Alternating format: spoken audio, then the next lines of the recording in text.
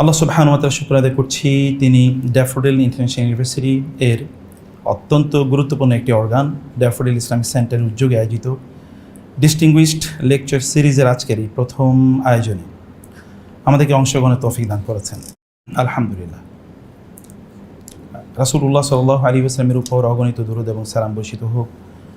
আল্লাহুম্মা সাল্লি ওয়া সাল্লিম ওয়া বারিক আলা নবিকা মুহাম্মদ। আল্লাহুম্মা সাল্লি আলাইহি আল্লাহুম্মা বারিক আলাইহি। প্রিয় বন্ধুরা, এই যে আমার সামনে যা আছে এইটা এবং একটা ট্যাব, আপনাদের পেছনে যে স্ক্রিনটা আছে, এমনকি যে পানি যেগুলো আপনাদের সামনে আছে, অথবা আপনার যে ডিভাইসগুলো ব্যবহার করেন, মোবাইল থেকে শুরু করে আপনাদের শরীরে যে সকল জামা কাপড় আছে, এগুলো কোনটা আমরা বানিয়েছি? একটা নাম বলতে পারবেন? মুসলমানরা বানিয়েছে, এটা কোনটা? এটা কি আমরা বানিয়ে? কোন, এটার নাম কি? কোন কোম্পানি বানিয়েছে এটা? আমি পেছনের কথা বলছি না, বর্তমান। আমি যে চশমাটা বানিয়েছি, এটা কি মুসলমানরা বানিয়েছে এখন? হ্যাঁ, এমনকি যে পানিটা খাই, এই যে পানির যে এই যে ইয়েগুলো, মানে বোতলগুলো, এই বোতলগুলো কিন্তু মুসলমানদের টেকনোলজি দিয়ে বানানো হয় না, নাকি বলেন? এই যে আপনারা বোনরা যে হিজাব, নিকাব, বোরকা পরে আছেন, ভাইয়েরা যে টুপি থেকে পর্যন্ত, আমি এবারও সৌদি আরবে গিয়ে দেখেছি টুপি কিনতে গেছি, all of this are made in China. বুঝতে পেরেছেন? আতর কিনতে গেছি, মেড ইন চায়না। জায়নামাজ কিনতে গেছি, মেড ইন চায়না। কেবলমাত্র খেজুরটা মেড ইন চায়না হতে পারে না, আদারওয়াইজ এটা হতে হতো। Everything is made in, Zamzam is not made in China, কিন্তু সব কিছু মেড ইন চায়না। এমনকি যে ফেব্রিক্স যেগুলো দিয়ে পাঞ্জাবি বানানো হয়, this are made in China, you know, imported from China. তাহলে বলতে হবে যে কোনটা আমাদের, আপনারা যে ফ্যাসিলিটি এখন অ্যাভেইল করছেন, এনজয় করছেন, এগুলো কোনটা আমাদের বানানো? যদি টেকনোলজির এই দিক থেকে বলি, যদি নলেজের কথা বলি, এখন এখানে জুমে অনেকেই জয়েন করেছেন, গোটা পৃথিবী কন্ট্রোল করছে জুম, তাই না? এই জুম অ্যাপ্লিকেশনটা কারা বানিয়েছে? মুসলমানরা না? আপনারা আওয়াজ করছেন না কেন? মুসলমানরা বানিয়েছে বলেন কি? তাহলে আমরা কি, প্রডিউসার আর কনজিউমার? হ্যাঁ, আমরা কনজিউমার। আপনি কি কথা বুঝতে পারছেন? আমার আওয়াজ কি একটু ছোট নাকি? হ্যাঁ,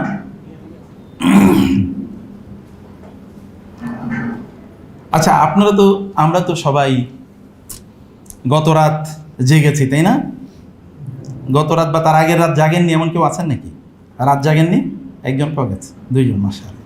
আমি একটু হাত তুলি। আমি কোনো রাত জাগি না এইভাবে, অন্য কারণে, এই কারণে জাগি না, এমনি রাত জাগি। তো এই যে টেলিভিশন স্ক্রিনে যে আমরা বিভিন্ন বিনোদন নেই, অথবা ফেসবুকে যে আমরা সময় কাটাই, বা ইউটিউবে আমরা সময় কাটাই, বা টুইটারে আপনার সময় দেন, ইনস্টাগ্রামে আপনাদের পিকচারগুলো আপলোড করেন, যে ডিভাইস দিয়ে পিকচারগুলো তোলেন, যে টেকনোলজির মাধ্যমে আপলোড করেন, এবং যে ড্রাইভে আপনারা আপনাদের ডকুমেন্টগুলো রাখেন, কোনটা আপনাদের, কোনটা আমাদের? কোনটা আপনি দাবি করে বলতে পারেন this is ours, this our product, this our protection, this our technology, this our science, this our knowledge? আমাদের ডক্টর আব্দুল্লাহ আল কাফি আল মাদানী ঠিকই বলেছেন, এবং তার সাথে আমি এই কথা শেয়ার করতে চাই যে নলেজের দুটো ভাগ আছে। থিওলজির কথা যদি বলি, তাহলে সেটা তো মুসলমানদের থাকবেই। আমি জানি না আজকের যে আলোচ্য বিষয়, এখানে থিওলজি আমাদের পাইভোটাল ফোকাস নাকি অন্য কিছু। থিওলজির বিষয়ে আমি আজকে আলোচনা করতে চাই না। আমি আলোচনা করতে চাই নলেজের আরেকটা যে সাইড আছে, সেই সাইডটা নিয়ে আমি একটু আলোচনা করতে চাই। আমরা কোথায় পিছিয়ে আছি সেটি একটু দেখা দরকার, অথবা কোথায় আমরা এগিয়ে আছি সেটি একটু দেখা দরকার। আচ্ছা, আপনারা তো জানেন মানব সৃষ্টির ইতিহাস। আল্লাহ তাআলা যখন আদম আলাইহিস সালামকে তৈরি করলেন, ফেরেশতাদেরকে বললেন তোমরা আদমের জন্য সিজদা করো। ফেরেশতারা জানতে চাইলেন আদম আলাইহিস সালামের সৃষ্টির রহস্য। This is a very positive aspect. ফেরেশতারা জানতে চাচ্ছেন, জানতে চাও ইজ ভেরি ইম্পর্ট্যান্ট। যারা জানতে চায় তারাই কেবলমাত্র ডিসকভার করে। আমরা কে না দেখেছি, আমরা মনে ড্যাফোডিল ইউনিভার্সিটির ক্যাম্পাসেও গাছ থেকে আম পড়ে, অ্যাপেল হয়তো বা পড়ে না বটে, কিন্তু কেউ আইনস্টাইনের মধ্যে জিজ্ঞেস করে না অ্যাপেল কেন পড়লো অথবা আম কেন পড়লো, এটা জিজ্ঞেস করে না। জিজ্ঞেস করলে আপনি হয়তো একজন আইনস্টাইন হতে পারতেন।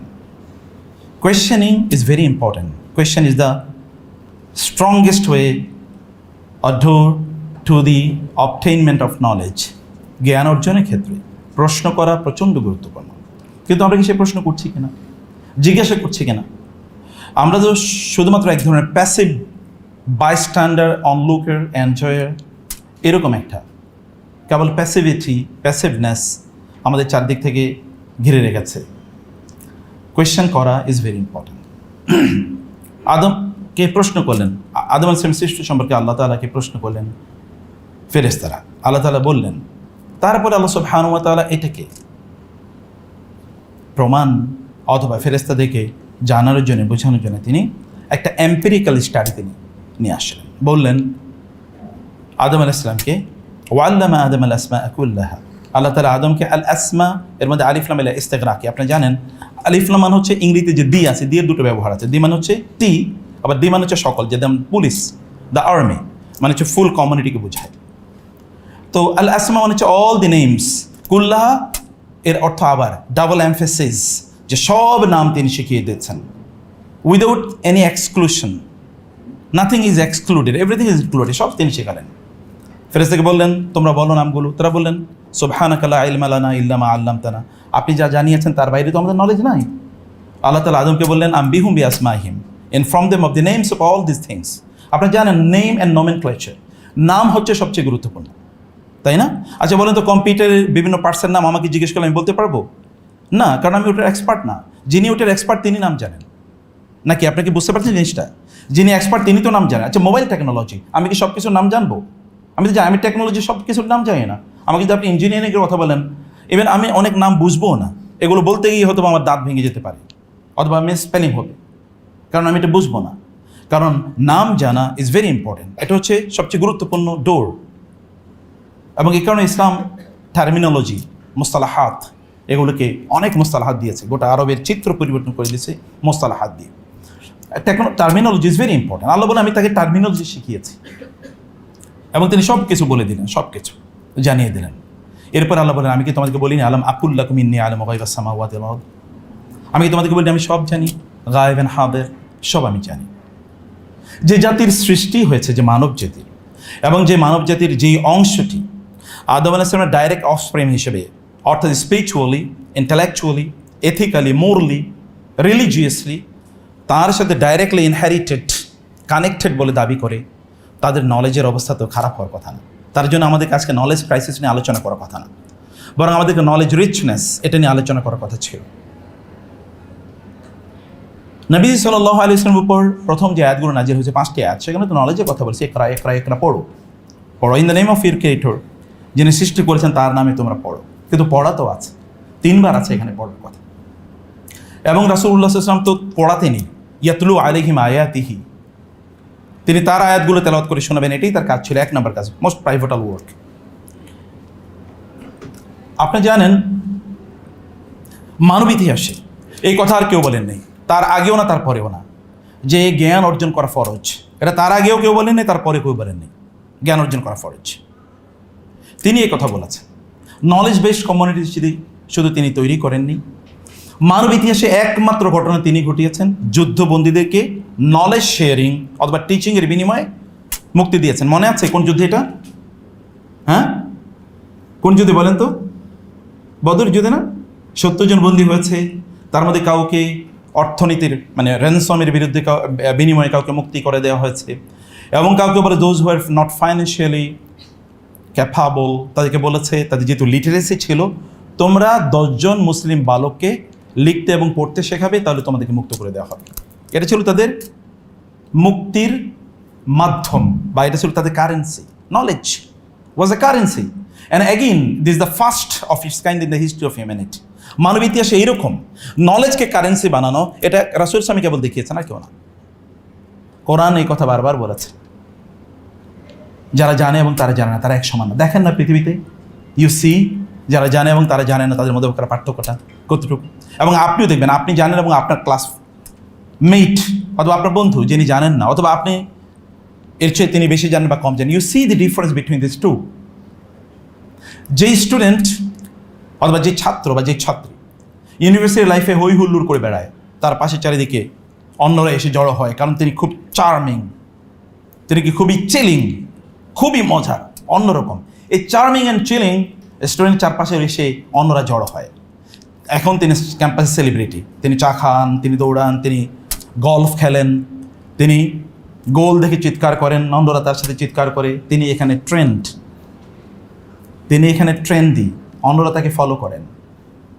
আরেকজন ছাত্র বা ছাত্রী, তিনি একেবারে কর্নারে থাকেন, নিবৃত্তে তার সময় কাটান। 10 বছর পরে you understand the difference, you see the difference. একজন এখন রাস্তায় দৌড়ায় একটা জবের জন্য, আরেকজন well establish in society in an envious position. অন্যরা তার দিকে তাকাতে গেলে তার মাথার টুপি পড়ে যায়, মানে ক্যাপ পড়ে যায়, এরকমভাবে তাকাতে হয়।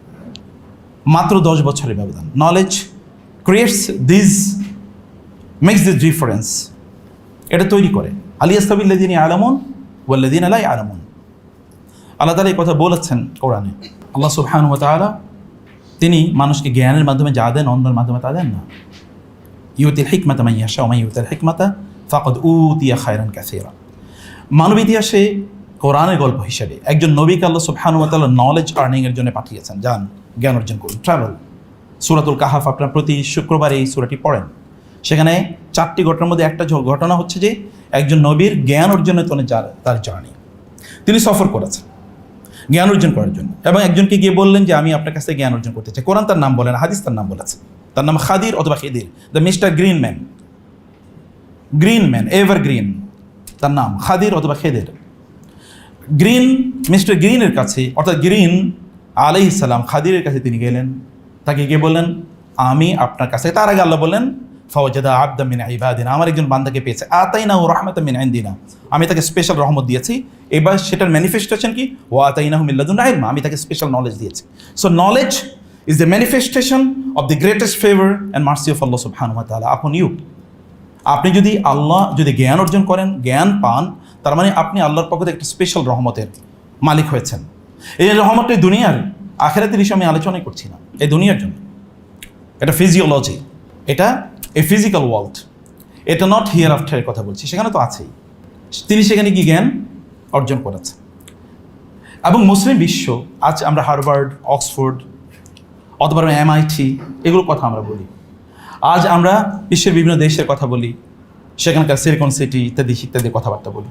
কিন্তু আপনি জানেন মানব ইতিহাসে জ্ঞান অর্জনের জন্য সর্বপ্রথম যে সিভিলাইজেশন অথবা যে এরা, সায়েন্টিফিক এরা তৈরি হয়েছে, এটা মুসলমানরা তৈরি করেছে। সায়েন্টিফিক এরা, যদি নলেজের ফাউন্ডেশনের কথা বলি, আমি যে নলেজের দিকে আপনাদেরকে ইঙ্গিত করছি, সে নলেজের ফাউন্ডেশন কথা যদি বলি, it was establish by the Muslims. এই যে আপনি ইউনিভার্সিটিতে পড়ছেন, এই ইউনিভার্সিটির কনসেপ্টটা পৃথিবীতে এনেছে কারা? এই পৃথিবীর সর্বপ্রথম ইউনিভার্সিটি একজন নারী তৈরি করেছে, তার নাম ফাতেমা বিনতে ফেহের। মরক্কোর ফেজ অঞ্চলে Qarawiyyin university, she was a lady. Fortunately আমার বোনেরা পাশে আছেন। সর্বপ্রথম ইসলাম গ্রহণ করেছে একজন নারী, সর্বপ্রথম ইসলামের জন্য রক্ত ঝরিয়েছে একজন নারী। এবং এডুকেশন রেভলিউশন যদি বলি, বিজ্ঞান জ্ঞানের বিপ্লব, এটা ঘটিয়েছে একজন নারী, ফাতেমা বিনতে ফেহের।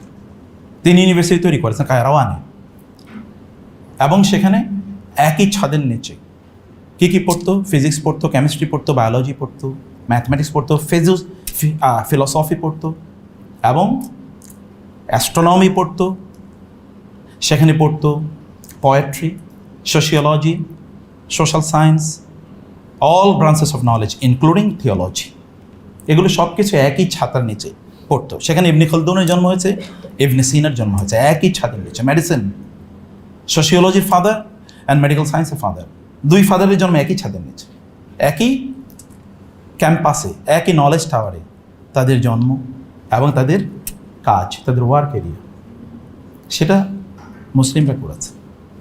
এমন একটা সময় যখন ইউরোপ অথবা আমেরিকা, তখন ওয়াজ নট স্টিল ডিসকভার্ড, তখন ইউরোপের লোকেরা তারা চিনতও না, জানতও না।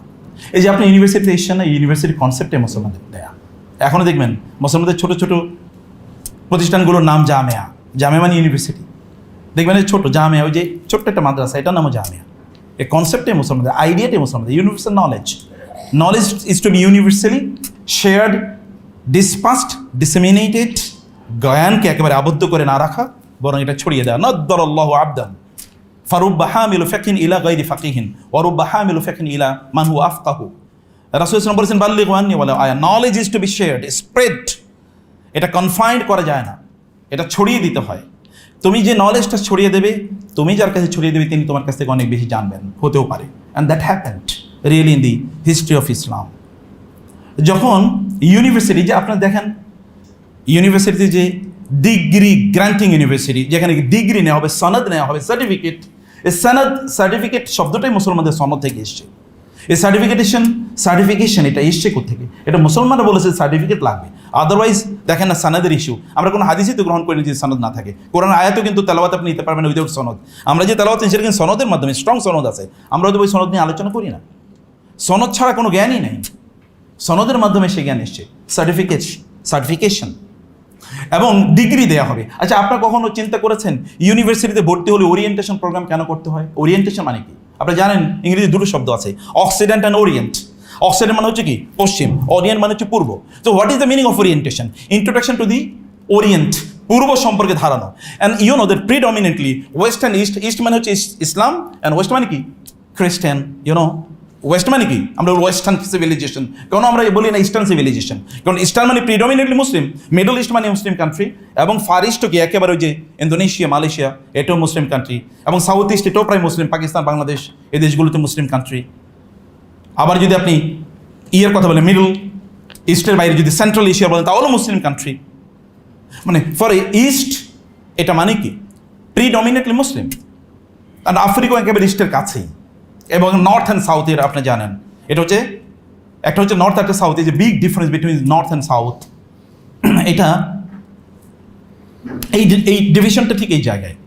এখন আমরা যদি বলি এই জ্ঞানের যে মূল ইউনিভার্সিটি, যেখানে ম্যানুফ্যাকচার অফ নলেজ, জ্ঞান উৎপাদন করা হয়, জ্ঞান শেয়ার করা হয় ইউনিভার্সিটিতে, এটা কীভাবে তৈরি হয়েছে? এটা আসলো কোত্থেকে? আপনার নিশ্চয়ই কর্ডোবার নাম শুনেছেন। কর্ডোবা, যেখান থেকে ইমাম কুরতুবি অথবা ইবনে হাজম আল আন্দুলুসি এরকম ব্যক্তিরা, বিশ্ববিখ্যাত সায়েন্টিস্টরা যেখান থেকে তৈরি হচ্ছে।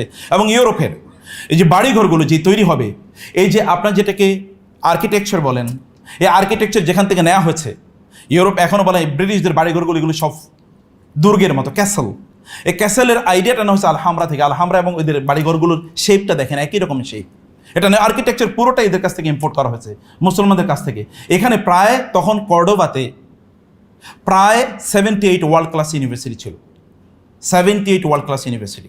এখানে বিশ্বের বিভিন্ন দেশ থেকে স্টুডেন্টরা আসতো, তারা এখানে পড়াশোনা করতো। কিন্তু যেহেতু এখানে খ্রিস্টান, ইহুদিরা এবং অমুসলিমরা এখানে আসতো মুসলিমদের সাথে পড়াশোনা করার জন্য, মুসলিম ইউনিভার্সিটিতে কিছু এটিকেট আছে, আপনারা জানেন।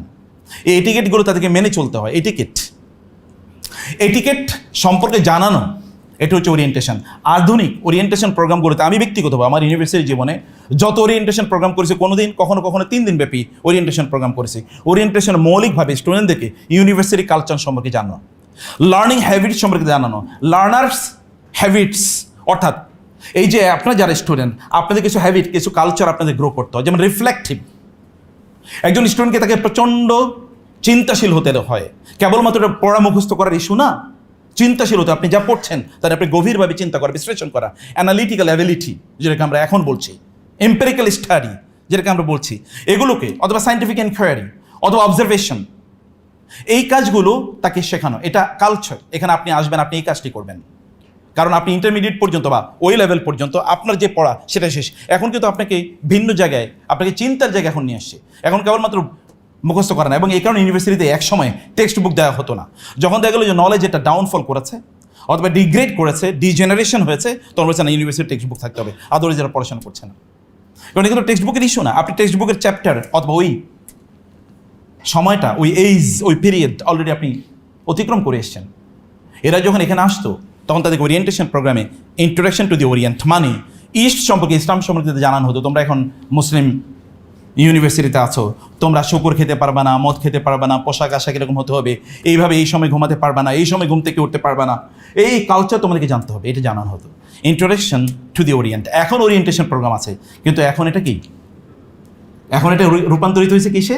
এখন এটা গান বাদ্যে রূপান্তরিত হয়েছে। এই ওরিয়েন্টেশন মানে হচ্ছে কি একটা কনসার্টের আয়োজন হবে। এটা তো আমাদের শুধুমাত্র নলেজের যে ডিগ্রেডেশন হয়েছে তা না, আমাদের রুচির ডিগ্রেডেশন হয়েছে, শব্দটার ডিগ্রেডেশন হয়েছে। আপনি যেখানে কনভোকেশন প্রোগ্রাম তো আপনারা করেছেন, আপনাদের ইউনিভার্সিটিতে হয়েছে, ডেফিনেটলি কনভোকেশনে আমি নিজেও কয়েকবার জয়েন করেছি। আচ্ছা, কনভোকেশন কী হয় বলেন তো? কনভোকেশনে যারা অংশগ্রহণ করে তাদের প্রত্যেকের ড্রেসটা কি বলেন তো? এ দেখুন, যে আমাদের শেখের ড্রেস, মাথায় টুপি আছে এবং বিশাল বড় একটা জুব্বা। তো কনভোকেশনের ড্রেস হঠাৎ করে জুব্বা এবং টুপি আসলো কোত্থেকে? এই টুপি আর জুব্বা তো এতদিন সে পড়ে নাই, কোত্থেকে টুপি এবং জুব্বা আসলো? এটা এখন গোটা পৃথিবী জুড়ে এটা কেন আছে জানেন? কারণ ওই যে মানে তৎকালীন হার্ভার্ডে অর্থাৎ তৎকালীন কর্ডোবার ইউনিভার্সিটিগুলোতে, মুসলিম স্পেনের আন্দালুসিয়ার ইউনিভার্সিটিগুলোতে অমুসলিমরা অথবা মুসলিম ছাত্র যখন পড়তে আসতো, শেখদের কাছ থেকে, শেখদের পোশাক তো এইটাই, এখনও শেখদের পোশাক এটা, তখনও শেখদের পোশাক এটা ছিল, এখনও শেখদের পোশাক এটা। তো শেখদের কাছ থেকে আপনি এতদিন পড়লেন, শেখের কাছ থেকে সার্টিফিকেশন নেবেন, শেখের পোশাক পরে আসতে হবে না? আপনি তো ইউ হ্যাভ বিকাম শেখ। আপনি ইউনিভার্সিটি পড়াশোনা করেছেন মানে শেষ করেছেন মানে আপনি শেখ হয়ে গেছেন, অর্থাৎ আপনাকে শেখের পোশাক পরে আপনাকে আসতে হবে। এখনও dress is there, dress code is there, but the knowledge is not there. জ্ঞান আছে কিন্তু জ্ঞানের সেই কথা নাই। আপনি ইউনিভার্সিটিতে ভর্তি হলে আপনি দেখেন প্রিন্সিপালস অফ অনেকগুলো কোর্স পড়েন, প্রিন্সিপালস অফ, বুঝেন না? Principles of marketing, principles of science, principles of accounting, principles of biology অথবা বেসিক্স অফ, এই নামে আপনারা পড়েন। এগুলোই তো মুসলমানদের আবিষ্কার। উসুল, উসুল নামে এই পৃথিবীকে কোনো সাবজেক্ট শিখাইছে মুসলমান যে উসুল পড়তে হবে, উসুল ছাড়া চলবে না, উসুল ছাড়া চলবে না। যে এটা একটা লম্বা আলোচনা, সেদিকে গেলে আমি আর আমার কথা শেষ করতে, কারণ অনেক লম্বা আলোচনা, আমি জানি যে সময় অনেক কম। এরপর যেহেতু আজকে কোনো খেলা নাই, মেসি রোনালদোরা নাই, অতএব এখানে তো আপনারা আসবেন, এটাই স্বাভাবিক, নাকি বলেন? কারণ এখানে তো কোনো খেলার আয়োজন হচ্ছে না। আমি জানি না, গতকাল অথবা পরশু আমি পত্রিকায় দেখেছি বাংলাদেশের ইউনিভার্সিটির ছাত্ররা, তারা খেলাকে রাতভর যে এনজয় করে এবং হই হুল্লোড় করে চিৎকার করে, এটা ওই দেশের, যেই দেশের লোকেরা খেলছে, খেলোয়াড়রা খেলছে, তাদের দেশে এটা পত্রিকার হেডলাইন হয়েছে, বাংলাদেশে এরকম আমাদের ফ্যান বেজ আছে। কারণ এরা ওরাও চিন্তা করে, ওদের দেশেও নাই, ওদের দেশেও নাই, এটা আমাদের দেশে আছে। কিন্তু এখানে 90% মানুষ মুসলমান বলে নিজেকে দাবি করে, 90% মানুষ মুসলমানদেরকে নিজেকে, আপনাদেরকে মাথা নুয়ে ফেলতে হবে আমাদের মর্যাদাহীনতার কারণে। আপনারা জানেন গোটা পৃথিবীতে এখন আমি বলছি, আমি other side of the knowledge এর কথা বলছি, আমি ওই সাইডের কথা বলছি না, যে সাইডের কথা ডক্টর আব্দুল্লাহ কাফি অথবা আমাদের আতিকুর রহমান মাক্কি বলছেন, আমি সেই সাইডের কথা বলছি, আমি একটা আর্টস সাইডের কথা বলছি। আপনারা জানেন এই পৃথিবীতে সায়েন্টিস্ট যা আছে গোটা পৃথিবীর, তার মাত্র 1% আছে মুসলমান। কত পার্সেন্ট সায়েন্টিস্ট? আমি সায়েন্টিস্ট শুধুমাত্র ব্রডার সেন্সে সায়েন্টিস্ট বলছি, মানে যত ধরনের ম্যাথমেটিক্স থেকে শুরু করে সায়েন্সের যত কিছু আছে, থিওলজির বাইরে যত জ্ঞান আছে, ফিলসফি পর্যন্ত, এখানে 1% মুসলমান। অথচ এই পৃথিবীতে কত পার্সেন্ট মুসলমান জানেন? 100-এর মধ্যে 23 জন থেকে 24 জন মুসলমান, 23 জন থেকে 24 জন, 100-এর মধ্যে 23 জন থেকে 24 জন মুসলমান, কিন্তু 1%। এই গোটা পৃথিবীতে যত সায়েন্টিফিক গবেষণা বের হয়, এই গবেষণার মধ্যে মাত্র গোটা পৃথিবীর সকল গবেষণার মধ্যে 5% মাত্র মুসলমানদের কন্ট্রিবিউশন, বেয়ারলি, মাত্র 5%।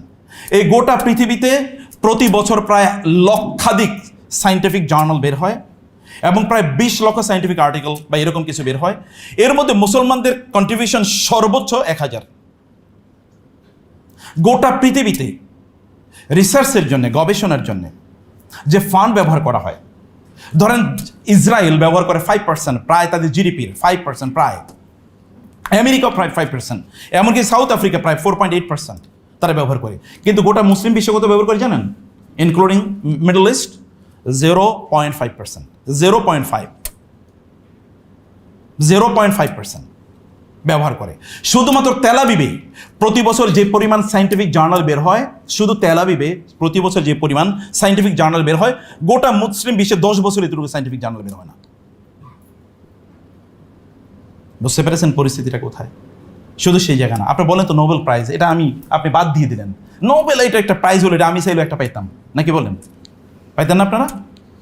আচ্ছা, আপনি চাইলেও পাইতেন, কোনো সমস্যা নেই।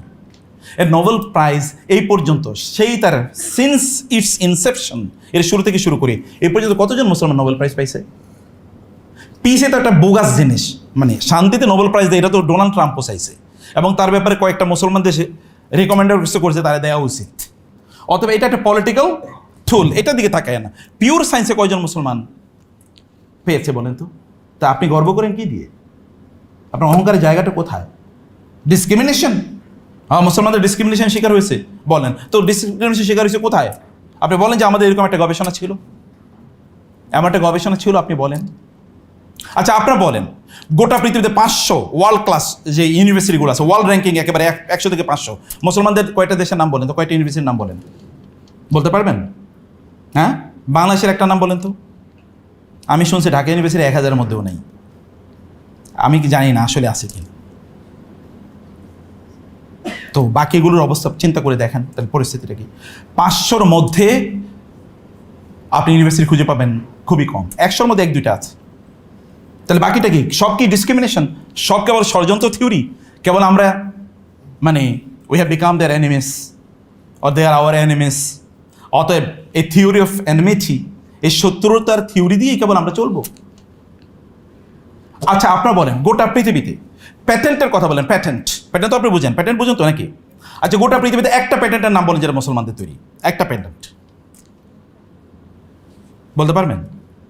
হ্যাঁ, IBM তো মুসলমানদের তৈরি না, অ্যামাজন তো মুসলমানদের তৈরি, আলিবাবা কাদের তৈরি? মুসলমানদের। হ্যাঁ, হলিউডে একটা আলিবাবা সিনেমা আছে, এটা মুসলমানদের তৈরি। কারণ ওই আলিবাবা আসলে ওই কি আব্বাসীয়দের আমলে যে গল্প হয়েছিল, গল্পের উপর তৈরি করে। অথবা হলিউডের সিনেমাতে একটা সিনেমা আছে, এটা মুসলমানদের তৈরি, প্রোডাকশন মুসলমানদের না, কিন্তু মূল গল্পটা মুসলমানদের। এইটা আছে, কিন্তু বাকিটা বলেন তো। আপনারা একটা প্যাটেন্টের কথা, একটা অ্যাপলের কথা বলেন তো। একটা অ্যাপেল, একটা ফেসবুকের অল্টারনেটিভ তো বের করতে পারে না, একটা ইউটিউবের অল্টারনেটিভ তো বের করতে পারে না। তো আমরা কি আছে? একটা প্যাটেন্টের কথা, প্যাটেন্ট মানে তো বুঝেন একটা ব্র্যান্ড, সেটা যে কোনো ব্র্যান্ডের কথাই বলেন না, যে ব্র্যান্ডটা আমরা মুসলমানদের, যে ঠিক আছে এই ব্র্যান্ডটা আমাদের। আমাকে একজন বলছিল আলহামদুলিল্লাহ আল্লাহ তাআলা কাফেরদেরকে আমাদের সেবক বানাইছে। আমি বললাম কীভাবে? বললো ওরা বানায় আর আমরা খাই। আমার জাতির অধপতনের পরিস্থিতি দেখছেন? ওরা আমাদের সেবক, ওরা বানায় আর আমরা খাই। তা আপনারা কেন করবেন না? আমাদের তো সব সেলিব্রিটিরা ফেসবুক সেলিব্রিটি। ফেসবুক যদি উজাও হয়ে যায় তাহলে এরা কেউ চিনবে না, আছে কিনা এরকম কেউ? তার কয়জন ফলোয়ার গিয়ে দেখেন, তার পোস্টে 100-200 জন ফলো করেন। আপনি পৃথিবীর সবচেয়ে বড় সায়েন্টিস্টদের ফেসবুকে কয়জন ফলোয়ার আছে, তার ইউটিউবে কয়জন দেখেন।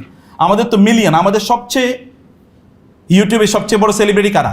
যারা মিমস বানায় অথবা যারা কি এন্টারটেনমেন্ট বানায়, ওরা হচ্ছে সবচেয়ে বড় সেলিব্রিটি। দেখেন না, কয়েকদিন পরে অমকে ভাইরাল হয়, তার পিছনে পিছনে সব সাংবাদিকরা গিয়ে দৌড়ায়, এবং ও গ্রামে কি যেন ভিডিও বানাইছে। এরকম হয়েছে কিনা? এরকম হচ্ছে মানে all the time it happens. এটা আমাদের ব্যস্ততার জায়গা, কিন্তু ওরা কিন্তু অন্য জায়গায় ব্যস্ত।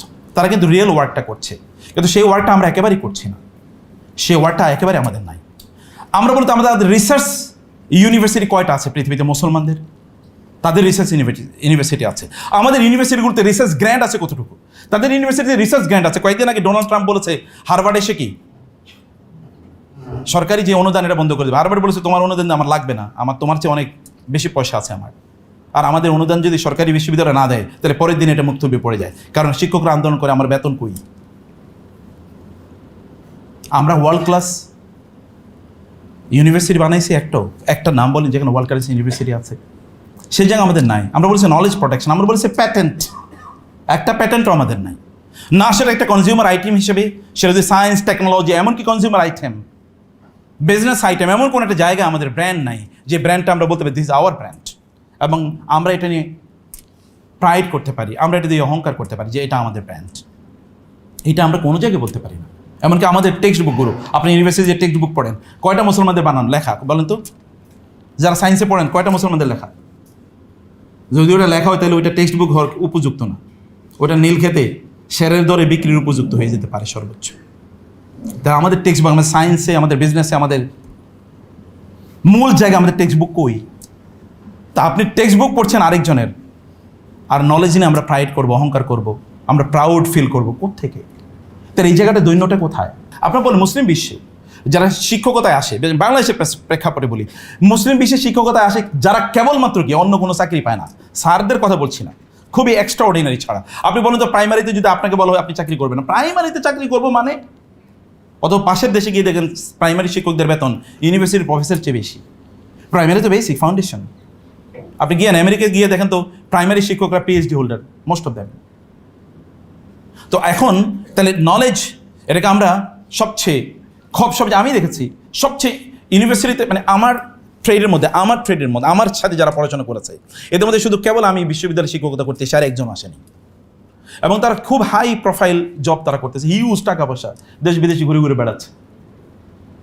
কারণ ইউনিভার্সিটিতে আসলে বা শিক্ষকতা আসলে তার জীবন ত্রাহি ত্রাহি অবস্থা।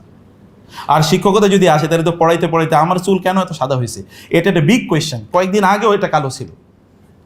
তো এটা শিক্ষকরা কথা বলতে হয় বেশি, কারণ প্রায় আমি এমন কোনো দিন মাস নাই, মানে এক সপ্তাহ নাই যে সপ্তাহে আমি কমপক্ষে 28 থেকে 30 ঘন্টা ক্লাস নিই না। তো এত পরিমাণ ক্লাস তো নেয় লাগে, নাহলে তো চাকরি থাকে না, পরিস্থিতিটা এরকম। অতএব এখানে আপনার রিসার্চের কোনো ইস্যু নেই, আপনাকে পড়াতে হবে, এটা হচ্ছে বড় কথা। মূল দৃষ্টিভঙ্গিতে যেখানে, আচ্ছা ইউনিভার্সিটিতে সেই ফান্ড নাই কেন, রিসার্চ হবে কোথায়? আচ্ছা আপনার একটা ল্যাবরেটরির কথা বলেন মুসলমানদের, অথচ যদি আমরা দারুল হিকমায়ের কথা যদি বলি, তাহলে আপনারা চিন্তা করে দেখেন কি পরিমাণ হচ্ছে। আমি ভেরি রিসেন্টলি একটা স্ট্যাটিস্টিক দেখেছি, আরব বিশ্বে, মিডল ইস্টের কথা বলছি, বছরে 300টা বই ট্রান্সলেশন হয়। কয়শো? 300 বছরে ওয়ার্ল্ড ক্লাস বই 300টা ট্রান্সলেশন হয়। শুধুমাত্র ফ্রান্সে 10,000 বই ট্রান্সলেশন হয়। এখন আপনারা বলেন পরিস্থিতিটা কোথায় আছে? 300। আপনারা বলেন বাংলাদেশে সবচেয়ে গুরুত্বপূর্ণ বইগুলো কয়টা ট্রান্সলেশন আছে? অধিকাংশ লোক হয়তো ইংরেজি বুঝে না, অথবা তার অন্য ফ্রান্স বুঝে না, অথবা জার্মানি বুঝে না। এই ল্যাঙ্গুয়েজে সবচেয়ে গুরুত্বপূর্ণ বইগুলো মানে লিখিত হয়েছে, সেটা যদি সায়েন্সের বলি অথবা যদি সেটা আপনার ফিলসফির কথা বলি, তাহলে সেগুলো তো বাংলায় করবে কারা? সে লোক কই, অথবা সে ফান্ড কই, অথবা সেই জিনিস কই? তাহলে এই জায়গাতে এখন তারা বলেছে, যেমন ভেরি রিসেন্টলি আপনার থেকে বলেছে, যে ইউনেস্কো থেকে বলেছে যে কমপক্ষে প্রত্যেকটা একটা বেসিক স্ট্যান্ডার্ড হলো, কোন একটা দেশ 10,000 বই যদি সে সাইন্টিফিক্যাল অথবা নলেজের দিক থেকে যদি একটা বেসিক বেঞ্চ মার্কে যদি আসতে হয়, তাহলে 10,000 বই তাকে ট্রান্সলেশন করতে হবে। পুরো মুসলিম বিশ্বে তো এক বছর 10,000 ট্রান্সলেশন হয় না, আমি জানি 1,000 ট্রান্সলেশন হয় কিনা। তাহলে সেই জায়গায় আমরা কোন জায়গায় আছি? আমাদের পড়াশোনার লেভেলটা কোথায় আছে? আমরা তো পড়া শুধুমাত্র, আপনারা যারা পড়াশোনা করেন শুধুমাত্র ইউনিভার্সিটি যখন আপনারা আসেন পরীক্ষার সময় যখন, তখনই পড়ে। আইওটিতে যখন আমি পড়াতাম অনেক ছাত্ররা বলতো, স্যার পড়ার রাত তো আজকে রাত, অতএব আজকে রাতে কি আসবে এটা বলেন। বলে এতদিন কি করছো? বলে এতদিন খেলছি, পড়া আজকেই তোর পড়বো, আগামীকাল পরীক্ষা, আজকে বেশি পড়বো না। মানে অধিকাংশ জায়গায় এরকম, কারণ আমাদের মূলত পড়ার রাতে আগের রাত, এর আগেও আমরা পড়ি না, আর পরে তো পড়ার প্রশ্নই আসে না, এর আগেও আমরা পড়ি না। তাই আমরা আমাদের নিজেদেরকে যে আমরা যে বলি আমরা গোটা পৃথিবীকে শাসন করব বা গোটা পৃথিবীকে আমরা নিয়ন্ত্রণ করব, কোথায় আছে? এখন প্রশ্ন করবেন আপনারা, এখানে তাহলে সংকটটা কোথায়? সংকটটা 1 নম্বরে সংকট আমাদের অর্থের কোনো সংকট নাই একদিকে, কারণ এই পৃথিবীর প্রায়, যদি মিনারেল রিসোর্সের কথা বলেন, 70% মুসলমানদের নিয়ন্ত্রণে, ন্যাচারাল রিসোর্সের প্রায় 40% মুসলমানদের নিয়ন্ত্রণে। তাহলে ক্রাইসিসটা কোথায়? এটা একটা বড় ইস্যু। ক্রাইসিসটা কোথায়? যদিও এখানে ইবনে খলদুন রাহিমাহুল্লাহ তিনি তার আগে বলি, আব্দুল হামিদ আবু সুলাইমান, যিনি মালয়েশিয়ার IIM Islamic university of Malaysia তার রেক্টর ছিলেন, মানে ভাইস চ্যান্সেলর ছিলেন, এবং IIITর প্রতিষ্ঠাতাদের মধ্যে একজন তিনি বলেছেন, মুসলমানদের মূল প্রবলেম হলো crisis in the Muslim mind. মূলত এখানে মাইন্ডের প্রবলেম, মূলত এখানে প্রবলেম হলো কি? মানসিকতা। ইসমাইল রাজি ফারুক বলেছেন ম্যাথোডোলজির প্রবলেম, মূলত ম্যাথোডোলজি আমাদের নাই। আচ্ছা, যেই জাতির মধ্যে এম্পেরিক্যাল স্টাডি, সাইন্টিফিক এনকোয়ারি কীভাবে হবে, তার মূল আইডিয়া দিয়েছেন কে? মুসলমানরা। এই যে আপনার এখন যে scientific method of scientific enquiry অথবা সাইন্টিফিক রিসার্চ, এই আইডিয়াটা, মূল মেথডটা দিয়েছেন মুসলমানরা। সেই জায়গায় সেই জাতি পিছিয়ে পড়ার কোনো কারণই তো নাই। যেখানে জাবর ইবনে আল হাইয়ানের মতো ব্যক্তি নিউটনের বহু আগে জন্ম নিয়েছেন, নিউটনদের যে সায়েন্সের থিওরি, তার বহু আগে তার এই থিওরি দিয়েছেন, তাহলে সেই জাতির এই সংকট কেন তৈরি হবে?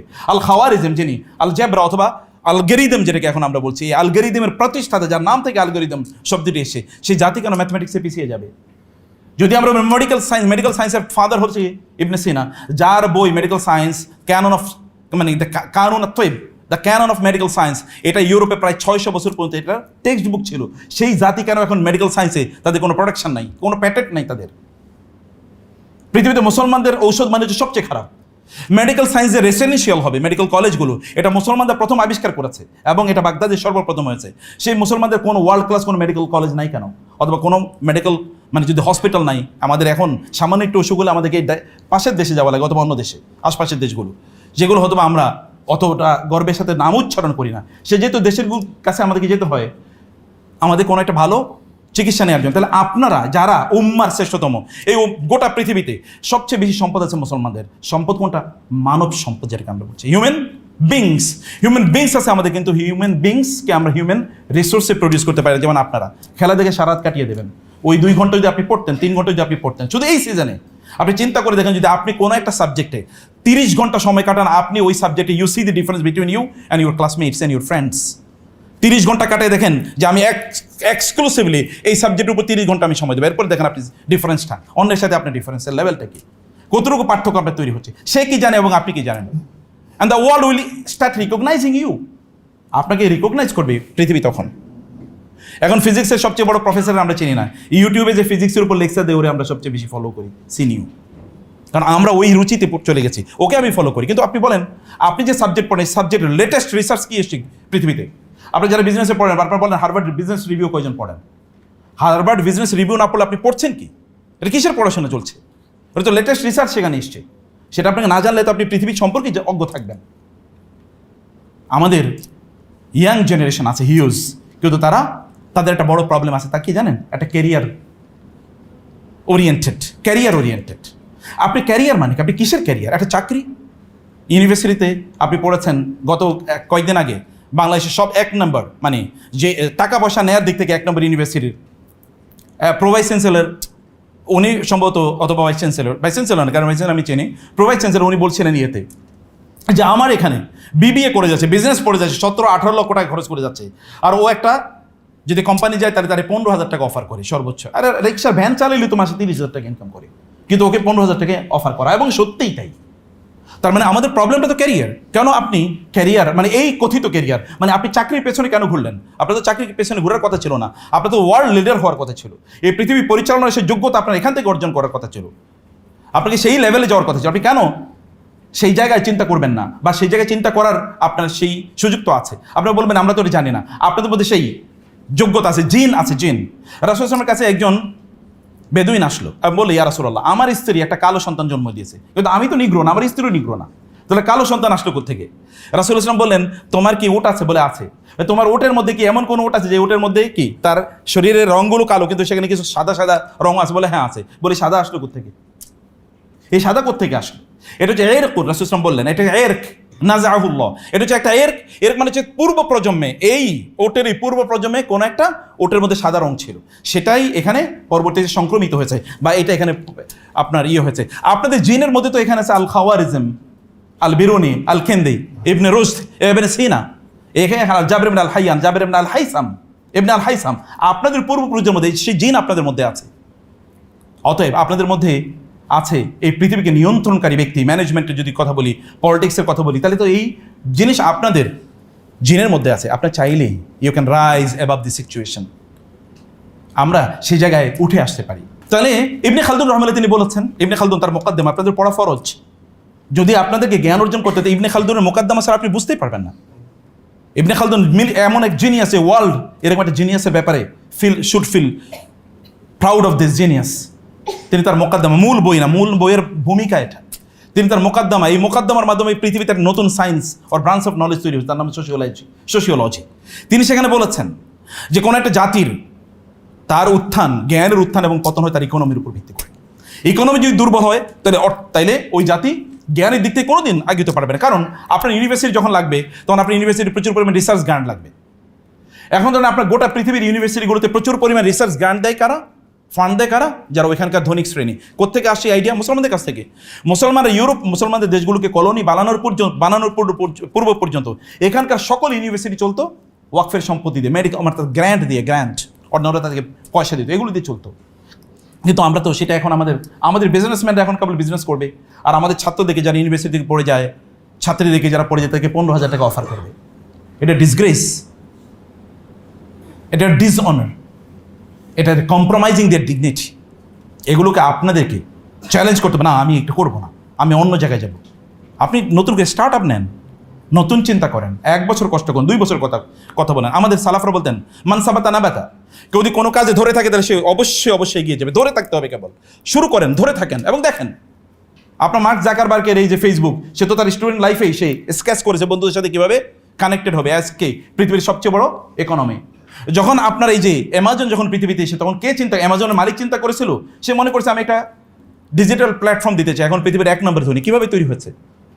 আপনাকে নতুন আইডিয়া নিয়ে আসতে হবে, নতুন আইডিয়া নিয়ে আসতে হবে। এই আইডিয়া এরকম একটা জেনারেশন, এমন একটা কালচার তৈরি করতে হবে।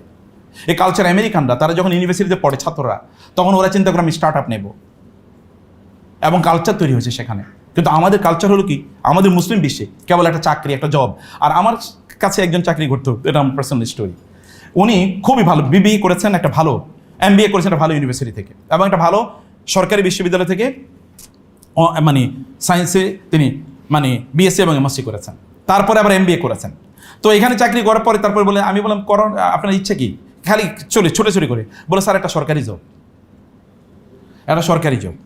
তো পরে 1 বছর আগে জিজ্ঞেস করলাম আমি, তারপরে উনি ওনার ভগ্নিপতির সাথে চুক্তি করেছে, ওনার ভগ্নিপতি ওনাকে 2 বছর সাপোর্ট দেবে পড়াশোনা করার জন্য, এরপরে উনি চাকরি করে ভগ্নিপতির 2 বছরের টাকা তাকে ফেরত দেবে। তা আমি জিজ্ঞেস করলাম আপনি করছেন কি, বলে যে ষাটলিপি একটা চাকরি আছে না, কি বলে এটা, মানে ওই যে কম্পিউটার টাইপিস্ট, হ্যাঁ কম্পিউটার অপারেটর, একটা সরকারি অফিসে কম্পিউটার অপারেটর হিসেবে চাকরি নিচ্ছে। আমি বলতে স্যার আমি ভালো, আলহামদুলিল্লাহ, ওই টাকা ফেরত দেওয়া শুরু করেছে।